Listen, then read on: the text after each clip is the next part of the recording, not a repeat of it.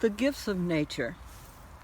Consider nature as a place of meditation, being in a place of solitude, quiet, and alone with yourself, opening yourself to the healing and transformative energies of nature.